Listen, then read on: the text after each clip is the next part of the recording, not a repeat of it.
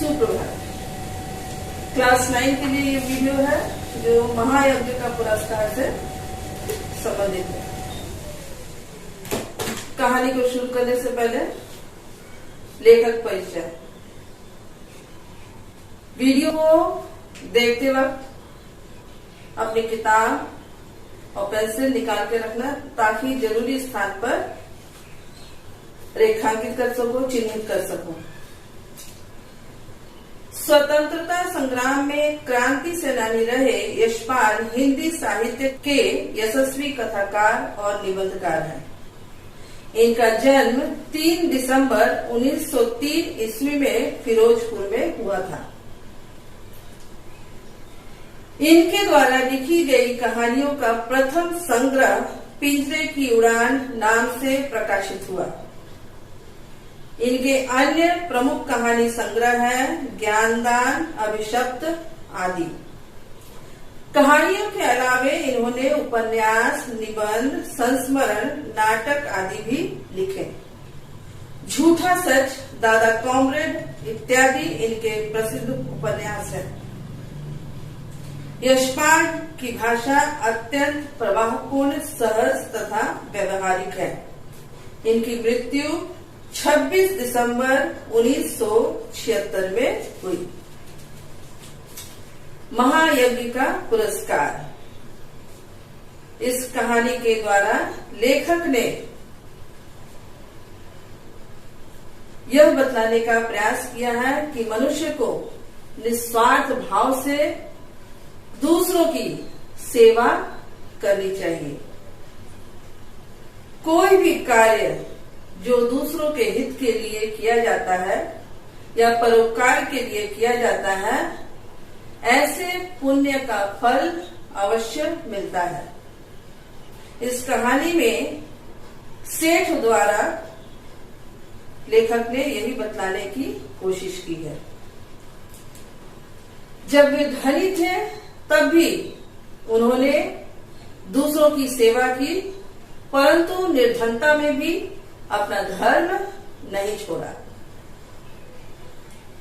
हमने कर्ण, Dadhichi, mother Teresa का नाम सुना है, जिन्होंने अपनी परवाह न करते हुए मानव जाति के लिए अपना सर्वस्व त्याग किया था। और इसीलिए कर्ण, महादानी कर्ण या दानवीर कर्ण, ऋषि दधीची, महर्षि दधीची और मदर तेरेसा, संत मदर तेरेसा के नाम से जानी जाती है। इनका जीवन हमें यही सिखाता है कि निस्वार्थ भाव से हमें दूसरों की सेवा करनी चाहिए। यही मानव धर्म है। एक धनी सेठ थे, अत्यंत विनम्र और उदार, धर्मपरायण इतने कि कोई साधु संत उनके द्वार से निराश नहीं लौटता। भर पेट भोजन पाता, भंडार का द्वार सबके लिए खुला था। जो हाथ पसारे वही पाए।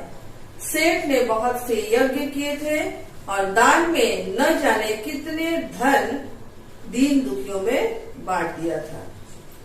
सेठ धनी थे, विनम्र और उदार, विनम्र, विनीत, सुशील, उदार, दयालु, धर्मपरायण, धर्म का पालन करने वाले। यानी धनी थे,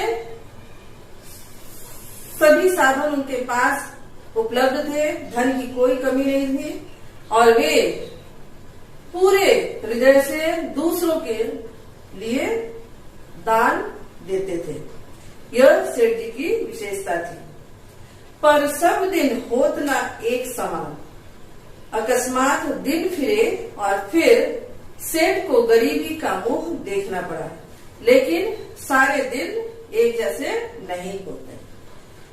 दिन फिरना, भाग्य बदलना। अचानक उनका भाग्य परिवर्तित हुआ और वे धनी से गरीब हो गए। संगी साथियों ने भी मुंह फेर लिया। संगी साथियों ने भी मुंह फेर दिया और नौबत यहाँ तक आ गई कि सेठ व सेठानी भूखों मरने लगे। मुंह फेरना, उपेक्षा करना। ऐसा होता भी है जब धन दौलत रहता है, पास में रुपए पैसे रहते हैं तो सभी साथी मित्र बने रहते हैं, लेकिन जब विपत्ति का समय आता है, पैसे कौड़ी पास में नहीं रहते हैं, तब सब लोग साथ छोड़ देते हैं। सेठ जी की भी अवस्था यही थी। उन दिनों एक प्रथा प्रचलित थी, प्रथा रिवाज, यज्ञों के फल का क्रय विक्रय हुआ करता था। छोटा बड़ा जैसा यज्ञ होता उसके अनुसार मूल्य मिल जाता। जब बहुत तंगी हुई तो एक दिन सेठानी ने कहा, न हो तो एक यज्ञ ही बेच डालो। उन दिनों एक प्रथा प्रचलित थी, यज्ञों के फल का क्रय विक्रय, यानी खरीदने बेचने की प्रथा थी यज्ञों के फल की। यज्ञ हवन पूजा को कहते हैं। तो जब आर्थिक तंगी हुई तो सेठानी ने सेठ को सलाह दिया कि एक यज्ञ ही बेच डालो। सुनकर पहले तो सेठ बहुत दुखी हुए, पर बाद में अपनी तंगी का विचार कर एक यज्ञ बेचने के लिए तैयार हो गया। सेठ ने जो भी यज्ञ किया था वह बेचने के लिए कभी नहीं सोचा था, क्योंकि वे हमेशा निस्वार्थ भाव से कार्य करते थे। इसलिए यज्ञ बेचने के लिए वो तैयार नहीं थे। लेकिन जब पति ने बहुत समझाया और उन्होंने अपनी आर्थिक स्थिति देखी तो वह एक यज्ञ बेचने के लिए तैयार हो गए। सेठ के यहाँ से 10-12 कोस की दूरी पर कुंदनपुर नाम का एक नगर था, जिसमें एक बहुत बड़े सेठ रहते थे। लोग उन्हें धन्ना सेठ कहते थे। यह अफवाह थी कि उनकी सेठानी को कोई दैवी शक्ति प्राप्त है, जिससे वह तीनों लोगों की बात जान लेती है। धन्ना सेठ की पत्नी के बारे में यह अफवाह थी कि उन्हें कोई दैवी शक्ति प्राप्त है, जिससे वह तीनों लोगों की बात जान लेती है। धन की उनके पास कोई कमी नहीं थी। विपत्तिग्रस्त सेठ ने उन्हीं के हाथ एक यज्ञ बेचने का विचार किया। दूर की मंजिल थी, सो सेठानी जैसे तैसे पड़ोसी से थोड़ा सा आटा मांग लाई और रास्ते के लिए 4 मोटी मोटी रोटियां बनाकर पोटली में बांधकर सेठ को दे दी। सेठ बड़े तड़के उठे और कुंदनपुर की ओर चल दिए। गर्मी के दिन थे। सेठ ने सोचा कि सूरज निकले जब तक जितना रास्ता पार कर लूं उतना ही अच्छा है। यह सोचकर वे खूब तेज चले, लेकिन आधा रास्ता पार करते करते धूप में इतनी तेजी आ गई कि चलने में कष्ट होने लगा। पसीने से उनकी सारी देह लथपथ हो गई और भूख भी सताने लगी। और यही कारण था कि सामने वृक्षों का एक कुंज और कुआं देखकर सेठ ने विचार किया कि यहाँ थोड़ी देर रुककर भोजन और विश्राम कर लेना चाहिए। यह सोच वे उस कुंज की ओर बढ़े। पोटली से लोटा डोर निकालकर पानी खींचा और हाथ पैर धोए। उसके बाद एक लोटा पानी लेकर एक पेड़ के नीचे आ बैठे और खाने के लिए रोटी निकालकर तोड़ने ही वाले थे कि क्या देखते हैं, निकट ही कोई हाथ भर की दूरी पर एक कुत्ता पड़ा छटपटा रहा है। बेचारे का पेट कमर से लगा था। पेट कमर से लगा होना यानी पेट सिकुड़कर अंदर चला गया था। बहुत दिनों से उसे भोजन नहीं मिला था, इसलिए वह बड़ा कमजोर हो गया था। सेठ को रोटी खोलते देख वह बार बार गर्दन उठाता, पर दुर्बलता के कारण उसकी गर्दन गिर जाती थी।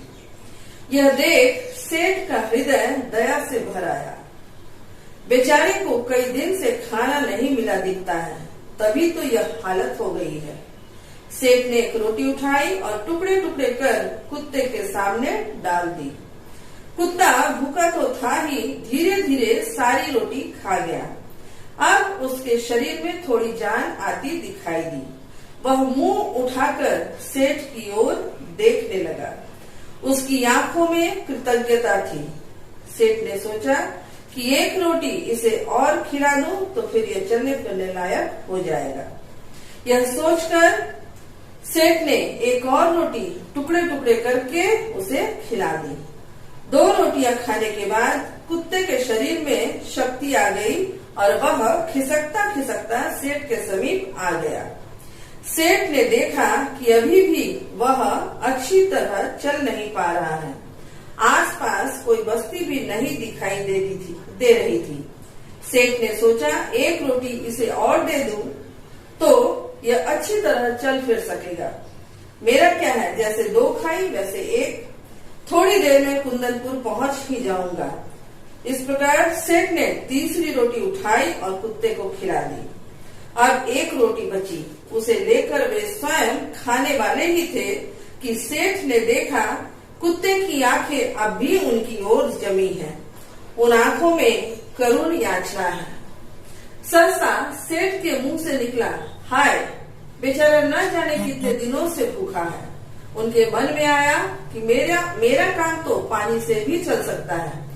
इस बेचारे मूक और बेबस लाचार जीव को एक और रोटी मिल जाए तो फिर निश्चय ही इसमें ताकत आ जाएगी, किसी बस्ती तक पहुंच सकेगा। सेठ ने अधिक सोच विचार नहीं किया और वह अंतिम रोटी भी कुत्ते को खिला दी। इस प्रकार सेठ जी ने कुंदनपुर पहुंचने के रास्ते में कुत्ते के साथ यह उपकार किया कि उन्होंने अपने लिए जो भोजन था, जिसे उनकी पत्नी ने रास्ते में खाने के लिए उन्हें दिया था, चारों की चारों रोटियां उन्होंने उस कुत्ते को खिला दिया और स्वयं 1 लोटा जल पीकर तथा थोड़ा विश्राम करके अपना रास्ता पकड़ा।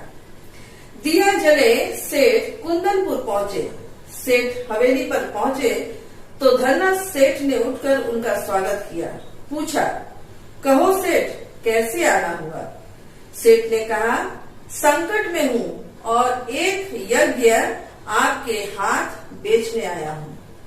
इतने में धन्ना सेठ की पत्नी ने आकर सेठ को प्रणाम किया और बोली, सेठ जी, यज्ञ खरीदने के लिए तो हम तैयार हैं, पर आपको अपना महायज्ञ बेचना होगा। महायज्ञ? सेठ ने आश्चर्य से कहा। हाँ, वही जो आज आपने किया, धन्ना सेठ की पत्नी ने कहा। सेठ बड़े आश्चर्य में पड़ गए। महायज्ञ? और आज वे समझे कि उनका मजाक उड़ाया जा रहा है। विनम्र भाव से बोले, आप आज की कहती हैं? मैंने तो बरसों से कोई यज्ञ नहीं किया। मेरी स्थिति ही ऐसी नहीं थी। धन्ना सेठ की पत्नी ने गंभीर भाव से कहा, नहीं सेठ, आज आपने भारी यज्ञ किया है महाराज। उसे बेचोगे तो हम खरीद लेंगे, नहीं तो नहीं। सेठ विस्मित विमूढ़ हो गए। उन्हें निश्चय हो गया कि इन लोगों को यज्ञ खरीदना नहीं है, इसलिए बातें की जा रही है इस प्रकार की। क्या सोचते हो सेठ? बोलो, राजी हो? धन्ना सेठ की पत्नी ने पूछा। सेठ ने खिन्न होकर कहा, सेठानी जी, हंसी छोड़िए, काम की बात कीजिए। बरसों से मैंने यज्ञ नहीं किया, आप आज की कहती हैं।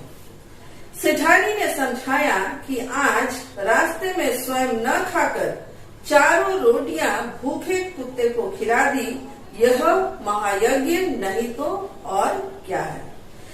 सेठानी को दैवी शक्ति प्राप्त थी, इसलिए रास्ते में सेठ जी ने जो कुछ भी किया था वह जान लेती है और भूखे कुत्ते को जो उन्होंने भोजन खिलाया था, सेठानी के लिए वह कोई महायज्ञ से कम नहीं था। यज्ञ कमाने की इच्छा से धन दौलत लुटाकर, यहाँ यज्ञ नहीं होगा, पुण्य होगा। पुण्य कमाने की इच्छा से धन दौलत लुटाकर किया गया यज्ञ सच्चा यज्ञ नहीं है। निस्वार्थ भाव से किया गया कर्म ही सच्चा यज्ञ महायज्ञ है। अर्थात निस्वार्थ भाव से दूसरों के लिए काम करना, परोपकार के लिए कुछ भी करना किसी महायज्ञ से कम नहीं है। क्या आप इसे बेचने के लिए तैयार हैं? सेठ मानो आसमान से गिरे। भूखे को अन्न देना सभी का कर्तव्य है, उसमें यज्ञ जैसी क्या बात? क्या विचार है सेठ जी, यह यज्ञ बेचना है कि नहीं? सेठानी ने पूछा। सेठ ने कोई उत्तर नहीं दिया, चुपचाप पोटली उठाई और हवेली से बाहर चले आए। उन्हें मानवोचित कर्तव्य का मूल्य लेना उचित नहीं लगा। एक भूखे कुत्ते को भोजन करवाना उन्हें लगा कि यह मनुष्य का कर्तव्य है, इसलिए इसकी कीमत नहीं ली जा सकती है। कुंदनपुर की धर्मशाला के चबूतरे पर भूखे पेट जैसे तैसे रात बिताकर पाँव फटे जैसे ही सुबह हुआ, सूर्योदय हुआ, वहां से चलकर अगले दिन शाम को सेठ जी अपने घर पहुंचे। सेठानी बड़ी बड़ी आशाएं लगाए बैठी थी। सेठ को खाली हाथ वापस आया देख आशंका से कांप उठी। बोली, क्यों धन्ना सेठ नहीं मिले? सेठानी को ऐसा लगता था कि सेठ यज्ञ बेचकर जब लौटेंगे तो साथ में धन राशि होगी, लेकिन जब उन्होंने खाली हाथ देखा तो वह भयभीत हो गई। इसके पश्चात सेठ ने आद्योपांत प्रारंभ से लेकर अंत तक सारी कथा सुनाई। रास्ते में जो कुछ भी घटा था और धन्ना सेठ के यहाँ जो कुछ भी हुआ, सुनकर सेठानी की सारी वेदना जाने कहाँ विलीन हो गई। हृदय उल्लसित हो उठा और विपत्ति में भी सेठ ने धर्म नहीं छोड़ा, यह सोचकर वह बहुत प्रसन्न हो गई। धन्य है मेरे पति, सेठ के चरणों की रज मस्तक पर लगाते हुए बोली। धीरज रखे, भगवान सब भला करेंगे। रात का अंधकार फैलता जा रहा था। सेठानी उठकर दिया जलाने के लिए दलान में आई तो रास्ते में किसी चीज की ठोकर लगी। गिरते गिरते बची, संभल कर आले तक पहुंची और दिया जलाकर नीचे की ओर निगाह डाली तो देखा कि दहलीज के सहारे एक पत्थर ऊंचा हो गया है, जिसके बीचों बीच एक लोहे का कुंदा लगा है। इसी कुंदे से उन्होंने ठोकर खाई थी। शाम तक तो वहां पत्थर बिल्कुल उठा भी नहीं था। अब यह अकस्मात अचानक कैसे उठ गया? सेठानी भौचक्की सी खड़ी रही। फिर सेठ को बुलाकर बोली, देखो तो यह पत्थर यहाँ कैसे उठ गया? सेठ भी अचरज में पड़ गए। दिए की टिमटिमाती रोशनी में उन्होंने ध्यान पूर्वक देखा तो पता चला कि वह तो किसी चीज का ढकना है। आखिर यह माजरा क्या है? सेठ ने कुंदे को पकड़कर खींचा तो पत्थर उठ आया और अंदर जाने के लिए सीढ़ियां निकल आई। सावधानी से सेठ और सेठानी दिया हाथ में लिए उतरे। कुछ सीढ़ियां उतरते ही इतना प्रकाश सामने आया कि उनकी आंखें चौंधियाने लगी। आंखें चौंधियाना, बहुत ज्यादा तेज रोशनी जब आंखों पर पड़ती है तो कुछ भी स्पष्ट दिखाई नहीं देता है, वैसे ही उनकी आंखें हो गई थी। सेठ ने देखा वह एक विशाल तहखाना है। तहखाना जमीन के अंदर बना हुआ कमरा, और वह जवाहरातों से जगमगा रहा है।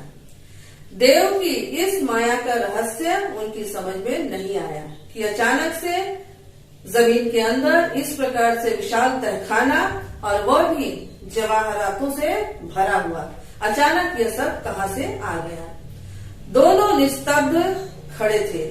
तभी अदृश्य पर स्पष्ट स्वर में उन्हें सुनाई दिया, ओ सेठ, स्वयं भूखे रहकर अपना कर्तव्य मानकर प्रसन्नचित्त तुमने मरणासन कुत्ते को, मरणासन जो मृत्यु के समीप हो, मरने के निकट हो, कुत्ते को चारों रोटियां खिलाकर उसकी जान बचाई, उस महायज्ञ का यह पुरस्कार है।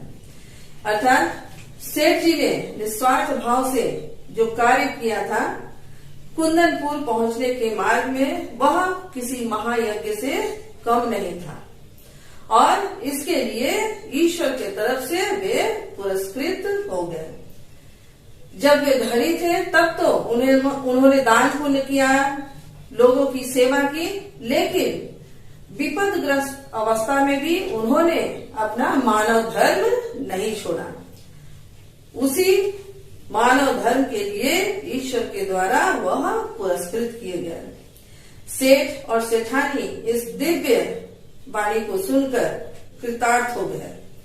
वहीं धरती पर माथा टेक कर उन दोनों ने भगवान के चरणों में प्रणाम किया।